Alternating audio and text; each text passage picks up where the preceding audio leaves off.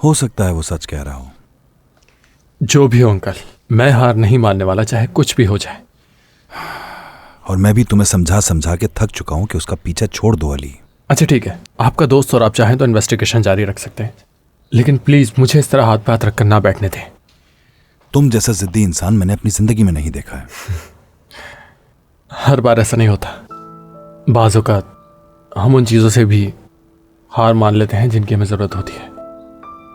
ऐसा है क्या? जैसे कि? नहीं कुछ नहीं अंकल, ऐसी कोई ख़ास बात नहीं। देखो मैं हूं तुम्हारे लिए यहां। तुम्हारी कोई भी ख्वाहिश है मुझसे कहो, मैं पूरी करूंगा। मुझे मालूम है अंकल। अली चलो साथ में नाश्ता करते हैं प्लीज, आ जाएं। सादिया साहिबा पूछ रही हैं कि आप नाश्ते के लिए आ रही हैं।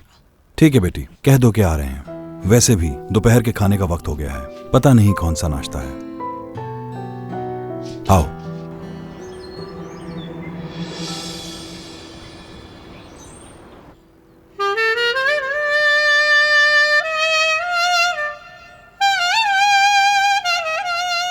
नहीं, क्या करना चाहिए मुझे अब? बेहतर है कि मैं जाकर उससे बात कर लूं। अल्लाह मेरी मदद फरमा। मैं हर काम में गलती क्यों कर देता हूं? मैंने तो कभी किसी का नुकसान तक नहीं किया। ये आतिफ ने किस मुसीबत में डाल दिया मुझे।